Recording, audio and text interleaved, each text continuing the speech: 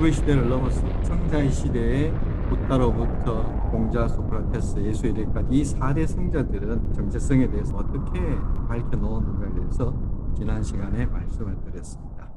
원래 사람은 이렇게 빛의 존재였습니다.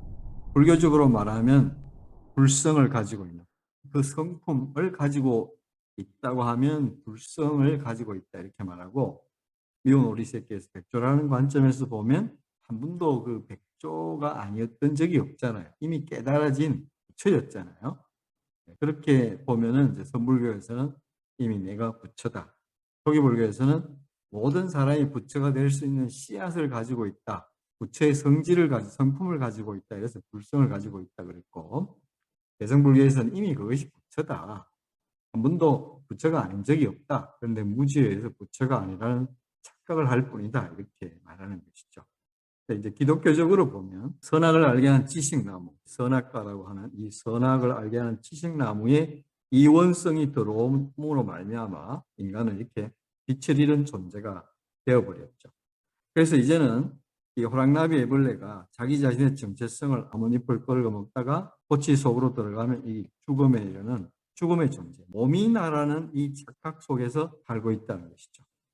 근데 사실은 여기 근원에서부터 이렇게 다 우리가 이 진동수를 낮추어서 여기에 나라고 하는 존재가 생겨났잖아요. 이 본질로 보면 영이 나죠.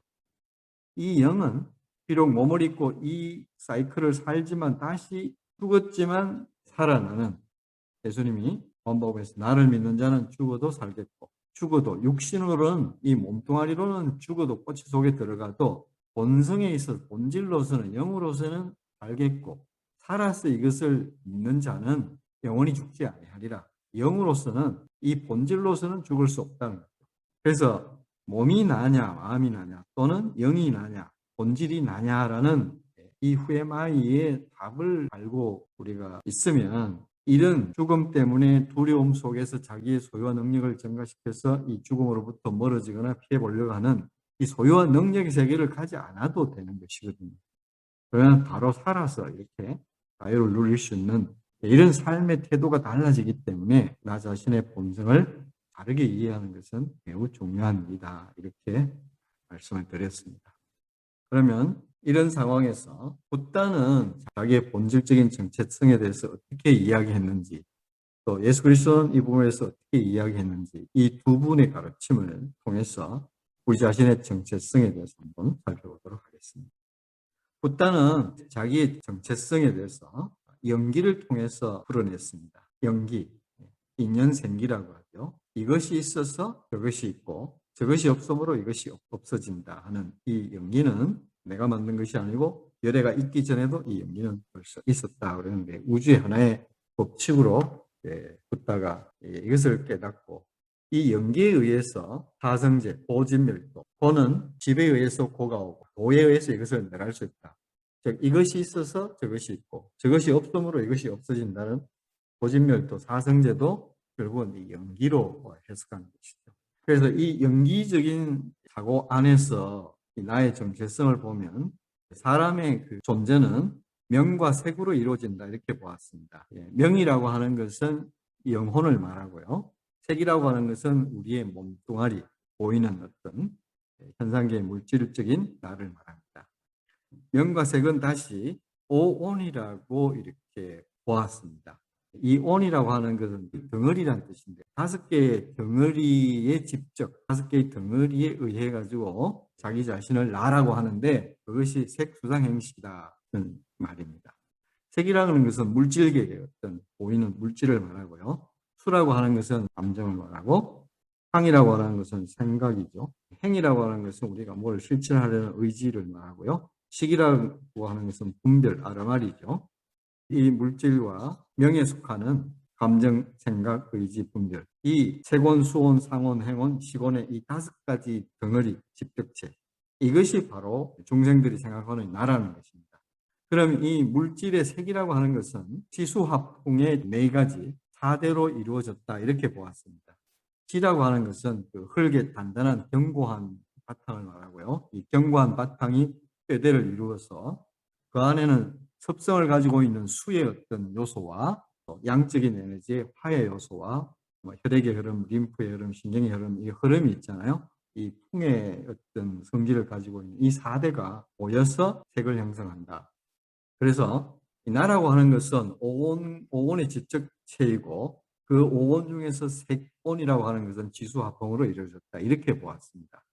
그래서 이것이 3계, 욕계, 색계, 무색계를 3계라고 하는데요. 욕계는 그 욕망 덩어리로 살아가는 그런 상태, 색계는 그보다는 조금 고상한 삶, 무색계는 그보다 조금 더 고상한 삶.